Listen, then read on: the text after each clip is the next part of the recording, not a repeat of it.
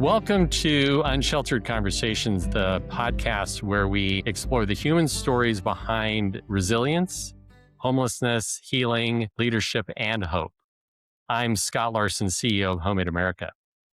Today, our guest is legendary world surfing champion, entrepreneur, leadership speaker, and author, Shaun Tomson. Shaun is one of the most influential surfers of all time and the author of Surfer's Code, 12 Simple Lessons for Riding Through Life, now celebrating its 20th anniversary edition. But this conversation today is more than just about surfing. It's going to be about fathers and sons and grief and purpose and the lessons that we inherit and the ones we choose to pass on. Many in the HomeAid family had the privilege of hearing Shaun speak at our National Leadership Conference in Utah last year, where he challenged us to think deeply about resilience and personal responsibility, and more importantly, living intentionally. Shaun also spent time with the residents and the students of the Other Side Academy, sharing his story and listening to theirs. A powerful reminder that every life includes wipeouts, recovery, and the courage to paddle out again. Shaun, welcome to today's Unsheltered Conversations. I'm glad that you're here. Great, Scott. It's great to connect again. It was very inspiring to be up in Utah with the leadership team, and certainly going to the Other Side Academy was a wonderful experience to see how people have managed to clamber out of that dark hole of despair and create new meaning and purpose in their lives. So it was great to connect with all of you, and it's great to be part of the HomeAid family. Yeah, no, absolutely. You certainly are. And many in our team not only appreciated the conversations, but have carried that on to the work that they're doing all across the country. So the Surfer's Code has been out now for 20 years. And congratulations. And there's a new edition out. So why do you think that the Surfer's Code still resonates with people today from when you wrote it initially 20 years ago? When I wrote it, it was written based on a card that I'd written a number of years before, which was really a list of commitments, and underlying these 12 commitments, 12 values. And I think values are foundational and values are unchanging. And values are like the bedrock of our characters. And when I wrote those 12 lines, I wrote it in 15 minutes, 12 lines, every line, beginning with, as a way to empower these young people who were coming down to the beach at Rincon, a very famous surfing break. It was my way of just giving them a spark of inspiration, telling them the principal lessons that surfing and value surfing had taught me about life. So I think the reason it's as relevant today as it was so many years ago is because there's a whole new audience now. There's a whole new generation who've never really been exposed to it. And now I'm finding that lots of parents are buying the book for their children. Perhaps they're graduating or they're going on to university. When I grew up, surfing was very much done primarily by youth. And today surfing has become multi-generational. There's fathers and sons and there's grandfathers, and they have this sort of generational aspect of surfing. So I think these fundamental lessons are important to today's generation as they were to the generation of 20 years ago that I first wrote it for. And what's interesting, when people read the book, you also talk about the history of surfing and even the legacy that goes back. So this is not just principles from 20 years ago, but from 100 years ago and 150 years ago, and that when surfing was originally starting there in the Hawaiian Islands. So what was going on in your life at that time? You'd mentioned the card, and I've seen the little card. I've seen it in surf shops here in Southern California. You wrote the code, those 12 lines geared towards the youth at Rincon, but what was happening in your life at that time that inspired the writing of the code? My wife and I had a apparel company. It was called Solitude at the time, made beautiful product. And we were located right near Rincon. We were about half a mile from this famous surfing break. And this famous surfing break was having this environmental problem. All the homeowners were connected up. They called it septic tanks, like a hole in the ground when you flush the toilet. Yeah. Sewage flows into this hole. And when it would rain, the water table would rise. The septics would overflow. And there's a river that bisects the break, would flow into the river and then out into the ocean, make the surface sick. So this friend of mine who had started Surfrider Foundation many years before, he phoned me and I became the first member and first pro surfer member and ambassador for this wonderful environmental group. He asked me, Shaun, we need a poster and we want to use your notoriety in the surfing world to help create awareness of Surf Rider Foundation. And I wrote 5 words, do a good turn today. Simple. And those words became like a North Star in my life. Just do a good turn, do something good. How hard is that? How hard is it? And like those words today have as much resonance as when I wrote them in 1984 as they do today. Just do a good turn today. And it can have such an impact on your friends, your colleagues, your children. Now he phones me up, the same guy that phoned me up and he wanted me to get involved with Surf Rider. Shaun, we've got this environmental issue. We can't. I said, wow, it's a big problem. And he said, it's an $8 million problem. He said, but I have $100 budget to help you solve the problem. So he said, $100 to solve an $8 million problem. Yeah. Okay. Isn't that a classic? This guy's a big thinker. I said, how? That's not possible, Dan. He said, well, I'm going to bring a group of young people to the beach and I'm bringing the media and the different government officials and some nonprofit organizations down to just do something to inspire them. I went home and I thought, what can I do? I had a warehouse full of beautiful solitude clothing. I could, give them clothing. And then I thought, now I'm going to write down fundamental lessons surfing's taught me about life in the form of 12 commitments based on the values, resilience and purpose and camaraderie, courage, commitment, kindness and hope and purpose. So I wrote it in 15 minutes, 12 lines. Every line begins with, I will. I will never turn my back on the ocean. I will always paddle back out. So I produced the cards, cost me $100. I even managed to make a misspelling on one of the words. Gave them to the kids, and it created this wave of inspiration. The kids loved the cards, the media liked the cards, and ultimately we created a groundswell and raised a bond and solved the problem. But the little cards just took on a life of their own, and we started putting them in our solitude clothing and the shirt pockets and the board short pockets, and people would just find these cards. So these cards sort of just flowed out into the community, became part of the culture, and then people would phone me up and, hey, Shaun, why don't you speak to my group about Surfers Code, about 12 values? And I started speaking at different groups and schools and universities and large corporations. And then at an event that this same guy, Glenn Henning, organized for a new foundation that he had, it was called the Groundswell Society. He asked me to speak about Surfers Code. And after the event was over, the guy came up to me and said, hey, Shaun, I think this would make a great book. I said, well, I've never written a book before. And he said, well, I haven't either, but I'm a professor of French literature at a well-known university called Drury University in the Midwest. He said, let's collaborate. So over a summer, we collaborated and we came up with Surfers Code, the first book. So you asked me, what was I doing at that particular time? So I wrote the card.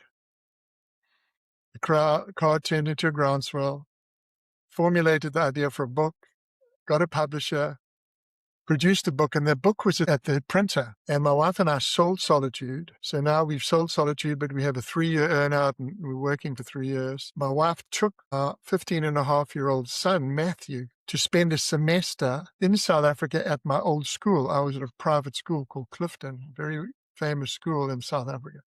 And I got the news, I got a phone call from my wife that I lost a son. He played a dangerous game that he heard about at school. It was called the choking game. Kids played it with their school ties. It was a terrible, terrible game. So I got that news. I just got it from a phone call from my wife, and it was just devastating. So I had to get on a plane. My passport had expired. It was just a nightmare. And eventually I got to South Africa, and we had to go through this whole period of mourning and grief and despair. And it was just a very, very horrible, horrible period. And I just told them, stop. I can't bring the book out. Can't bring it out. It was a period of a few months of just darkness and despair. But then I thought, I've got to bring this book out.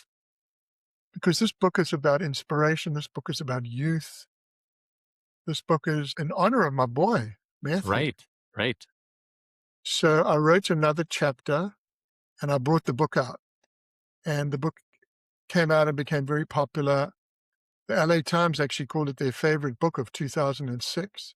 So I lost my son in April 2006. The book came out in about a few months later. I think it's towards the end of the year. And the book became part of my healing process. And I do these events and at bookshops and corporations. And the book was just wonderful for me because it was a way to perhaps take my mind off what had happened and tell the stories about the book. And one of the most beautiful stories in the book is a story about my son and I, Matthew. I'm a Jew. His name in Hebrew means gift from God.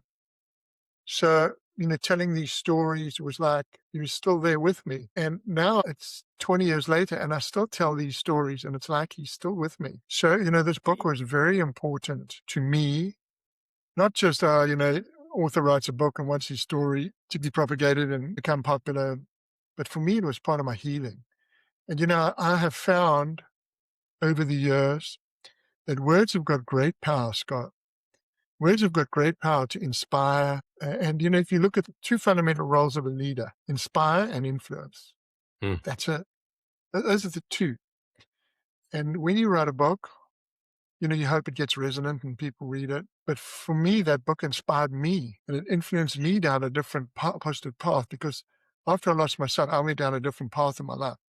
I went down a path of purpose and I went down a path of how can I influence and inspire people with my words? And how can I get people to write their own words, not of inspiration, but transformation?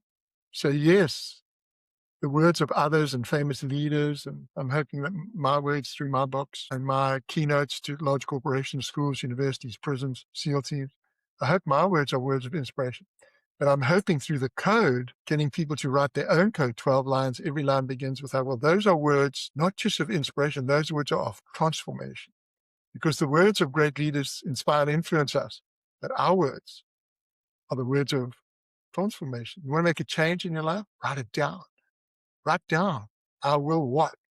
Want to make a change? I will what? I'll have faith. I'll have integrity. I'll do what I say. Whatever. When you write it down, just like I wrote mine down so long ago. Yep. So my words, 12 words, 105 words. I wrote them in 15 minutes. I encourage people now, 12 lines, 1 minute to line, 12 minutes. Write it down and then take a photograph of it. And then it's there in your phone. Just like mine's with me every day. I have mine in my wallet, my original one. It's there in my wallet. There we go. When things go sideways in life, as you've had cancer. We've all had challenges, loss and physical. Like when I read my words, it gives me inspiration. I always paddle back out. People think, this is a childish exercise. It's not childish. It's childlike. Because as we get older and in business and we've got mortgages and we've got deals to do and we've got people to lift up and the stress and anxiety and pressure of life, we lose that naivete. And that naivete is so important and it's so inspirational and it's so sort of clearing. And when people sit there, I watch them and they like when I did at your group at HomeAid up in Utah and I see everyone and they got the pens out and it's like the emotional temperature in that room rises.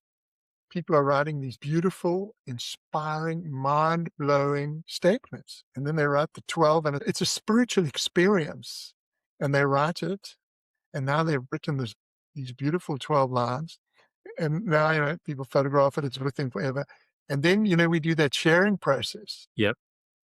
How amazing is that when people share what they've written in this broken, divided, messed up world when there's so much unkindness around? Everyone has made statements of like kindness, empathy, courage. I've watched so many, hundreds of thousands of people write the codes. And I say that, the life purpose is evidenced in what people write. What I've observed is there's like life purpose divided into two.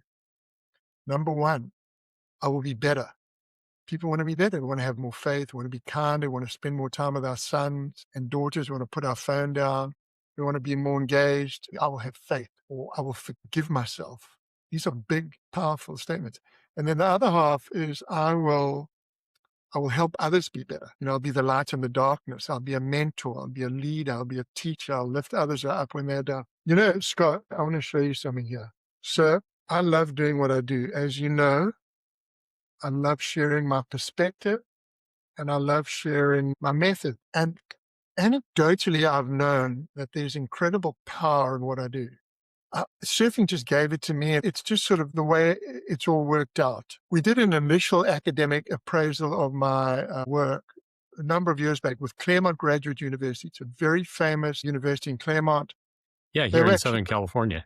Yeah, Southern California. The first university to offer a doctorate in positive psychology. So positive psychology is a relatively new discipline. It's about 30 years old. The mission is about human flourishing and well-being. not to analyze human malady. It's about human flourishing and well-being. It's based around this. It's a concept called PERMA: positive emotions, positive experiences, positive relationships, positive meaning, positive achievement. So it's really about positivity, hope, and optimism. Okay. So they did this, they studied 3 of the different companies that I've been with. And it was a very, very, very positive. So then I asked the dean, I said, I want to do what I've been doing with my work is I asked people right in the beginning, text me a word that describes what you feel about life. I call it mind state, not mindset. Mindset denotes like something fixed. Mind state is malleable. You can change it. Text me a word that describes how you're feeling about life. And I did it with you guys. You did. Yep. Text me the words. And generally, the words are about usually 70% negative: stress, anxiety, depression, disconnection. I call it a sad mind state. And then I tell a story about the origin and development of the code, like I did with you. And then I tell 3 more stories: a story about resilience and hope, about having a big wipeout and paddling back out. I tell another story about courage and commitment, about taking a big drop at a very dangerous wave. And then a story about interpersonal, deep emotional connectivity, the sacred story circle about my son. It's the most beautiful story, and I love telling it. So now, if you want to create connectivity with people, you better tell a story. It's not going to work with data. There was a study out of Stanford that stories are remembered 22 times more than data. So you've got to tell a story. Then everyone writes the code, you share the code. And then once that's done, I ask people, text me a word that you're taking home with you. And the words are 100% positive. I've never Isn't ever that interesting? Yeah. And the primary words are hope and purpose. Faith and love are there too. So now I said to this grad student, PhD student, here's the data. I had tens of thousands of data points, but we picked out 1,800 data points. This is like a little summary of the data, and I call it impact. So there's an immediate positive shift in outlook and attitude. Immediate positive, from the negativity in the beginning to the positivity in the end. There's more meaning and clarity. The method transforms confusion and uncertainty into purpose, focus, and direction. Then there's positive human connection, strengthens empathy, kindness, love, service, and meaningful relationships. Then there's decreased anxiety and stress. Overwhelm and exhaustion are replaced with hope, optimism, and possibility. This is what you call a self-report. This is a qualitative study. So you're just asking people these questions, and you're assuming that people are giving you honest answers, because I say it's anonymous. It's all anonymous. I don't know which specific person is given. Then conscious personal reflection. This method encourages deeper thinking about identity, values, and purposeful action. And then lastly, it's a simple tool for daily living. Just provides a memorable personal code. So this is how powerful it is. So like I say, it's not childish, but it's childlike. Right. And through this naivete, it just creates this wonderful response and these amazing words that people write and share. And then they can use with anyone, because like I say, the code's open source code. Use it in any way, shape, or form with anyone you want, with your sports team, with your team at work, with whatever, with your family. You can see how much I love it. And Shaun, we saw it when we were there in Utah, and I had my code that I wrote that day. And it's interesting. Okay, so what's your favorite line about getting better? So there's a couple of them that are there, and one of them you touched on. It's interesting. Line 6, I will become like a child, because you're right. It's not childish, but it's childlike, because if we have that vision or that feeling, things are new, things are fresh. We want to learn. So it's interesting that you'd mentioned that, and that was one of them that was on there that resonated with me. Yeah, there were several of them. Like, Scott, how about this, Scott? You know what would be great? If you can read all 12, so people have an understanding of how others have synthesized this process. Yeah, so I will read through mine, and it was, I will take the road less traveled. I will let my light shine. I will deny myself and be a servant to others. I will forgive, not judge or condemn. I will consider carefully how I will listen. I will become like a child. I will ask, seek, and knock. I will not be angry. I will keep my word. I will give to the one who asks. I will be merciful. I will love, rejoice, and be glad. Those were the 12 that I wrote that day when you were with us in Utah. That's beautiful. I mean, how amazing are those words? And you've kept it. I suggest like take a photo of it because then it's in your phone and you can look at it like, yeah, it's nice. But those words are so beautiful. You know, people in the first academic study, they say people find their best selves when they write it. It's a psychological construct. They call it a best self. So people find their best selves. And I think when you write it down, you know, the chances of success, the chances of attaining a goal are so much higher when you actually write it down, as opposed to having these sort of amorphous thoughts in your brain Right?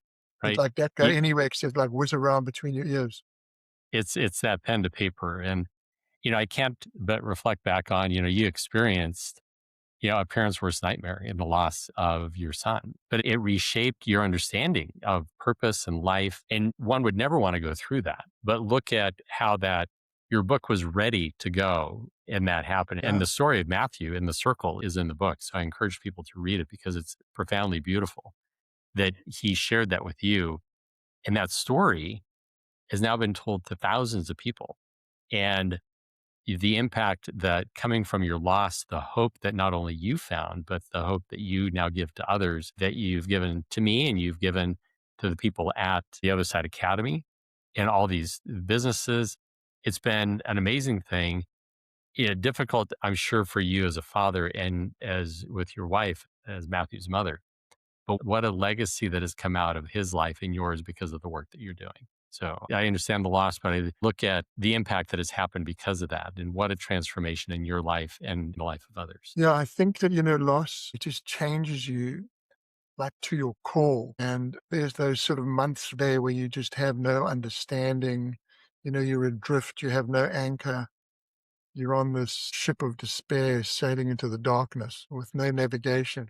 But finally, you know, everyone has a different road through grief. And finally, you know, you can find a path forward. You know, when you hear your code and you talk about being a servant and you talk about servant leadership, and, you know, that's a very faith based leadership concept from Greenleaf. And I've always loved that. And, you know, like I'm a Jew and that faith really helped me. You know, go and sit in my old shul where I had my bar mitzvah in South Africa. It's interesting. In every single shul in the world, every single synagogue in the world, you have the Torah, you know, the 5 books of Moses on a parchment. It's a scroll. It's all handwritten scroll. And it's in an ark. It's in a place where they sit. And above it is this lamp. It's called Ner Tamid, and it's the lamp of everlasting light. And Mm, that lamp yeah. represents the faith of Jews, that light will never go down. And I'd sit there and I'd look at that. And, you know, a couple of hours before Matthew spoke on the phone, he was in South Africa. I was phoning to speak to Carl, and he picked up the call. Hey, Dada. He said, listen to this essay. And he read me this amazing. And I said, wow, Matthew, that's amazing. What book did you find that in? He said, no, Dada, I wrote it in English class today. He read this beautiful words to me. And the words that really jumped out was about riding inside the tube and how this made him a man. Mm. And he had these words in there, the light shines ahead. For me, that became sort of a mantra of hope. The light shines ahead is beautiful words. So how about this? We're in a hospital. My wife had to be admitted, and this was a number of weeks after we lost him. This friend came to visit us, and he walked into the hospital room and he said, I have a message from Matthew. And I'll tell you what, a bolt of lightning hit that hospital. Bang! Rocked it to its foundation. There wasn't even one cloud in the sky, Scott. Wow. And this is in May. This is a very placid time of year for South African weather, where I used to live, very placid. It's not like a thunderstormy type, which happens in sort of November, December, January. Bang! I looked out the window, there's no clouds. And he said, Matthew just wanted to say that he's okay and he's sorry, made a mistake. This guy wasn't connected with grief counselors. And, you know, there's a veil there between our world and the other world that sometimes gets pulled open. So it just sort of reinforced this concept of light as light being a hope, you know? What would you say to someone that is suffering, carrying that grief or regret right now? All I can say is what helped me, okay? Yes. So number one is rekindle your faith. And it's hard because you go like, God, you deserted me. I was a good person. How can you do this? So there's a time you have to get back to your faith, because no matter whether you're Jew, Christian, Catholic, Muslim, whatever you are, you got to get back that faith. Then on your code, you mentioned about asking for help. Yes. I'll help those that ask for me. Ask for help. You got to get help. And whether that is friend, doctor, psychiatrist, psychologist, you need help. Faith person, rabbi, minister, priest, whatever. They certainly can help you. And then connect with nature. Just take a walk along the beach, take a walk in the woods, just look up at that big open sky. I had a friend I was at school with, and he would phone me every day. Hey, Shaun, I want to take you surfing. Hey, Shaun, I want to take you surfing. In surfing, the enthusiasm is represented by fire and light. It's called stoke, like fire stoke.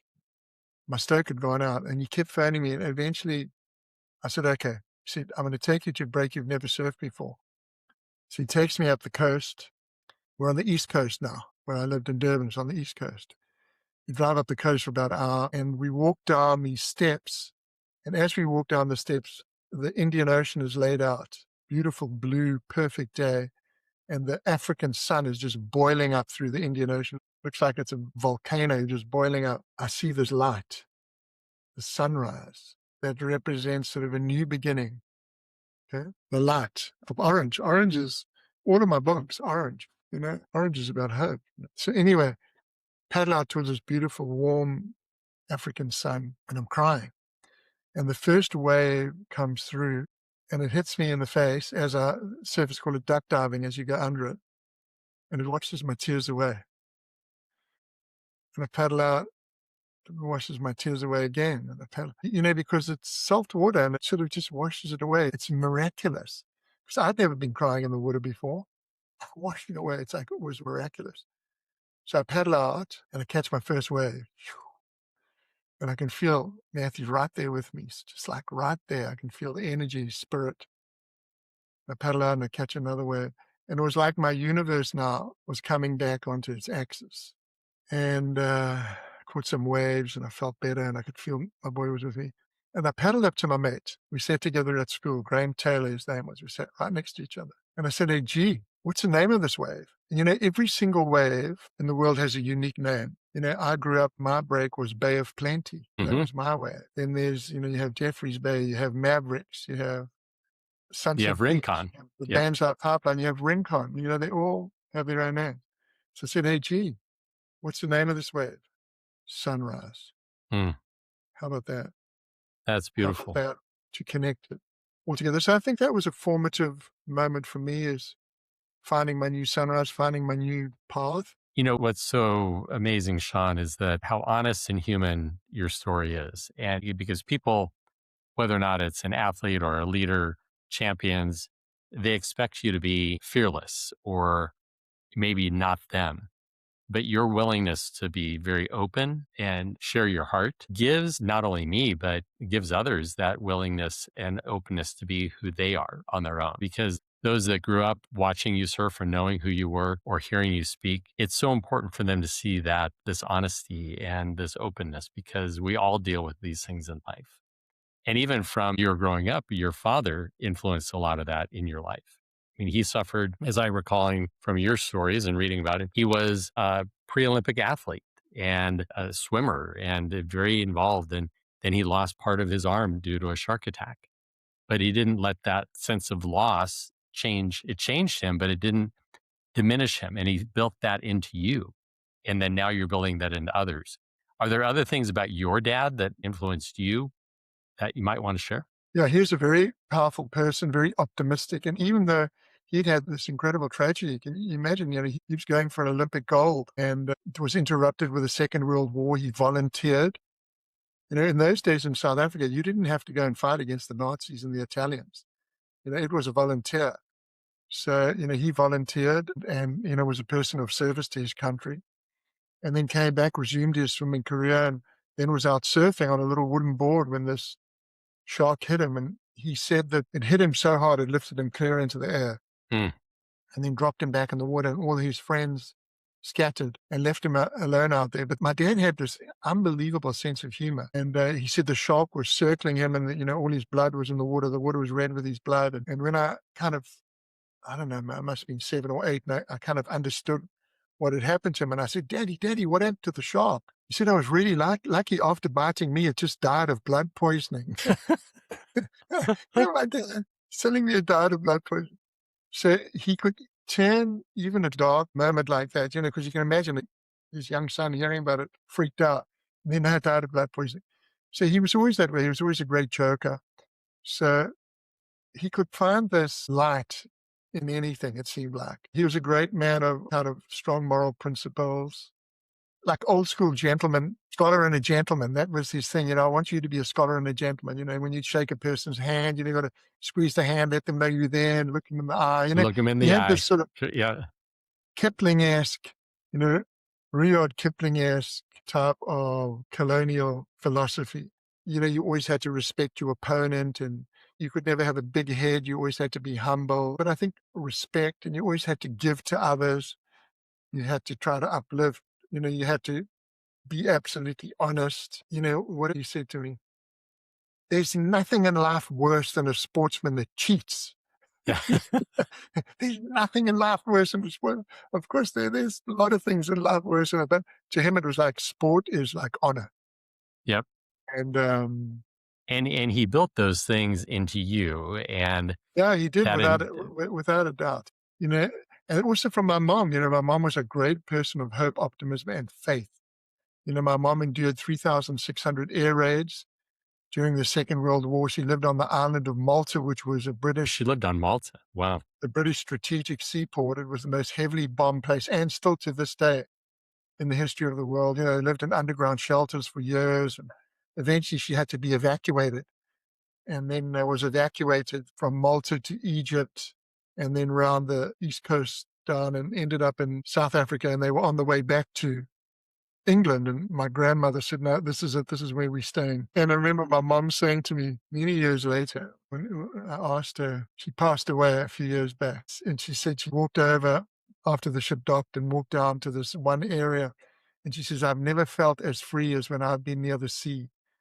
She loved the ocean. And then, my earliest memories of my mom and dad, we were on the beach together as a family, and my mom would make a big hamper of food. And, the beach was our life.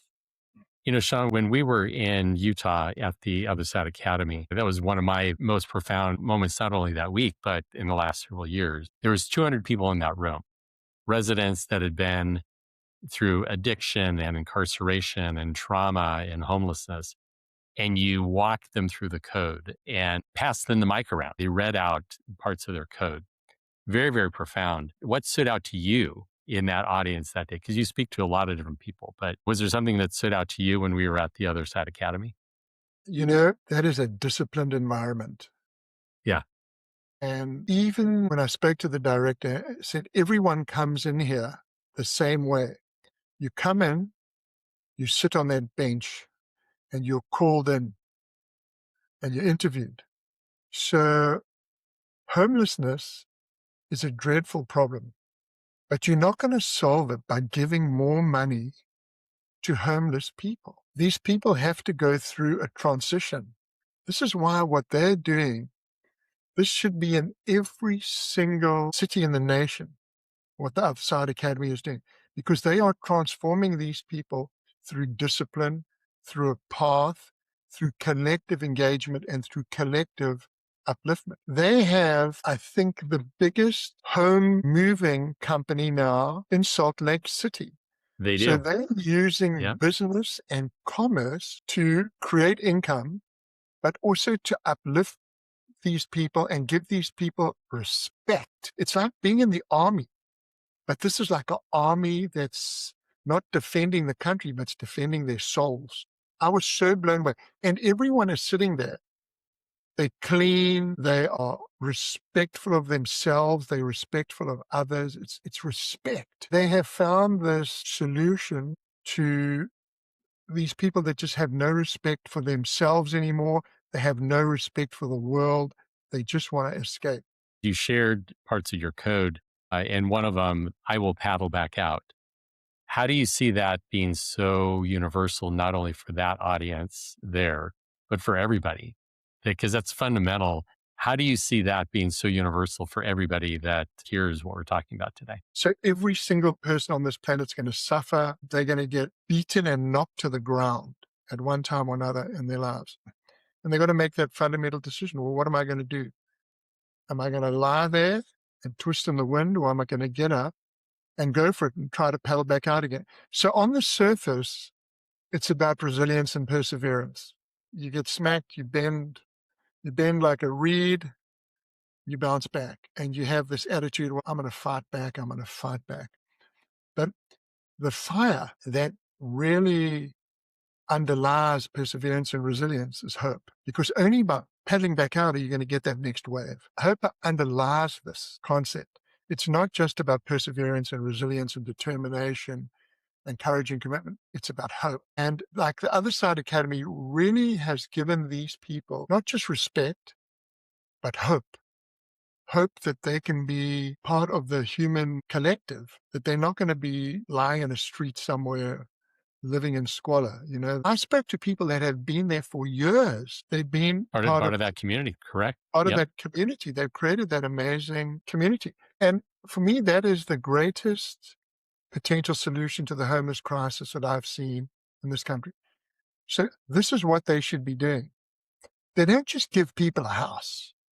They give people a community. They Correct. give people a Yep. path.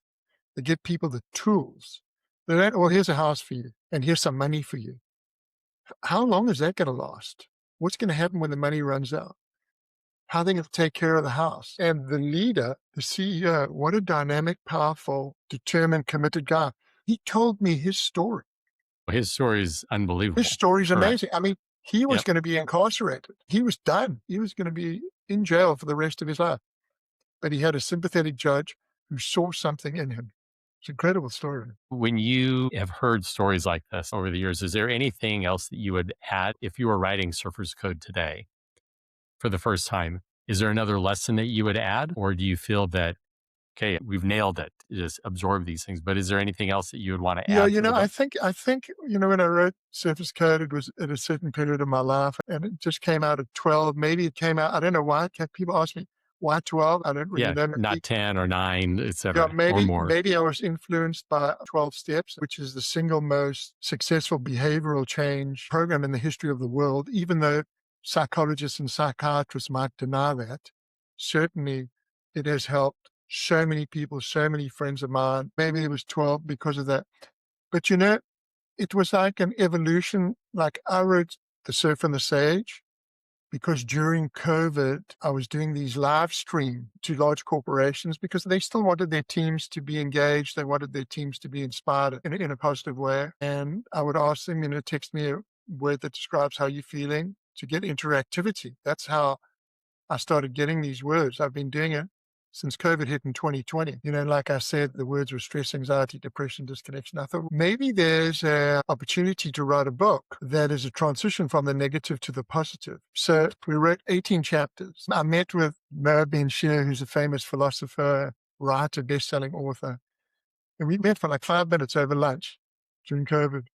He said, hey, Shaun, he told me about his life. I told him about, maybe it was 10 minutes. I told him about my life. He said, hey, Shaun, let's write a book together. I went, okay, we'll call it The Surfer and the Sage.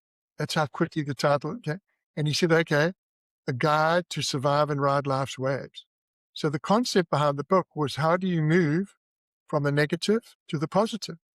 And I said to no, let's write, what's a sacred number in Hebrew? Because every letter in Hebrew has a numeric associated. I said, what's a sacred number? He said, well, 18. He said, 18 is chai, it means life. I said, okay, we're going to write 18 chapters. And every chapter is going to be a journey from the negative to the positive. Okay. And that's how that book was envisioned. And that's how the book came together. So it was a guide to help people through this tough time. And like you say, you use it almost as a devotional book. And a lot of I did. people Yep. have told me, they put it on the side of their bed and you can pick it up. It's not like chronological. You can pick up a chapter. You pick up the chapter on despair and hope. You can read about our musings and his musings on despair and hope. So that book was written for a particular moment. And it's very profound, even today, even though we're not in COVID. And I read it as I shared as I was going through my cancer journey, from despair to hope. It very much impacted me, and I would hope Yeah, impacted others. As we look to kind of wrap up a little bit of our conversation today, I just had a few quick questions for you, kind of sure. a rapid fire questions, kind of change the subject a little bit. What's the favorite wave you've ever surfed? I know that you've surfed all around the world, but is there a favorite wave that you've ever surfed? Yeah, my favorite wave is a place called Jeffreys Bay in South Africa. They call it Super Tubes. So I started riding there in like 1968. I love that wave. It's beautiful, long. You can get a ride of about a mile. So, A mile. Wow. so I used to go there, and sometimes I'd surf there by myself because in those days it wasn't crowded. And, surfers, they've become a lot more affluent now. They can knock out these schedules in their days when the surf prediction is great. But I had this wave there once. It was all by myself, paddling far out, and this beautiful set of waves came towards me. This one wave, big wave, came towards me about 8 feet, and there was about 100 dolphins in the wave, maybe more, all heading towards me. So it was amazing, all these creatures, and they're coming towards me, like a massive pack. So I swing around, and I catch the wave, and I'm riding it with these dolphins everywhere. I'm doing a bottom turn, and it's like they're following me. Boom. And as I'm riding down this wave, the sun's just rising up, through this Indian Ocean. And I'm riding down, and the inside section where the wave gets very tubular, very hollow, it's the most sort of dangerous, the most exciting portion of the wave. It's called impossibles, because in the old days, our boards were slowed. Impossibles because it's kind of impossible to make. But today, it's the best section. So I'm riding, and all the dolphins disappear. And I'm riding down this wave, and I'm pulling deep inside the tube. I'm right back inside this spinning tunnel of water. It's the best place to be in surfing. When I was surfing at my best, I felt that I could curve that wall to my will. I felt that I was in such control that the wave was breaking in slow motion, and I could curve that wall to my will. And I'm flying along inside this tube. Next thing, and I can see the sun glinting through the tube. It's the most amazing sort of prismatic. It's like you're in molten glass. And next thing, these two dolphins jump out of the wave right through the tube, right in front of me, and their spray hits me in the face. I mean, that's how close they are. They're like inside the tube. They jump through the tube, and then I come blasting out of the tube. It was such an amazing, amazing experience. That's absolutely beautiful. Is there a lesson from your dad that you still hear in your mind today? Yeah, I will honor the sport of kings. Mm. Yep, one of your codes. My dad's hero was Duke Hanamoku, this Olympian swimmer and surfer. Yep, from Hawaii. Yep. Iconic figure. And he was my dad's hero. He became my swimming hero. And Hawaii was considered the sport of kings. That's what the elite in Hawaii, they were the surfers. And this concept of honor, my dad was a man of honor. And when I think of that line, I think of Duke and I think of my dad. Yep. With HomeAid, the first word is home. What does home mean to you? You've lived all around the world doing different things, but in essence, that's where we live. It's where our sense of place is. But what does home mean to you? I suppose for me, it's a few things. It's peace. It's love for my wife, my son. I have a 16-year-old son, our dog Louie. I suppose love and peace would be the two words that really encapsulate my feeling of being at home. And that's what we would hope everyone Maybe has. sanctuary as well. Yeah, sanctuary. Love, peace, and sanctuary. Yeah. Well, Shaun, I really appreciate the time today and you sharing your story and sharing your heart. I've appreciated getting to know you, and I'm glad that the book came about 20 years ago and is part of my life and part of HomeAid's story and be part of our family. And I hope today's conversation, for anybody that's going to be listening, just reminds us how deeply our fathers have shaped us and our children. Your dad shaped you. You shaped your son, Matthew, your son now, and those people have shaped your life as well. Also, touching on how grief has transformed us and how purpose, almost more importantly, can emerge from life's hardest moments and most difficult times. So I really appreciate our time, and your story reminds us that any life can be rebuilt, through courage and through values, and as your code says, our willingness to paddle back out.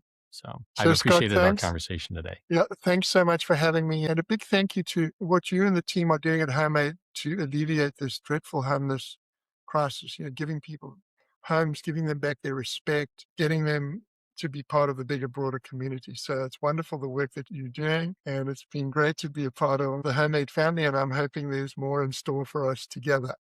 Absolutely. Absolutely.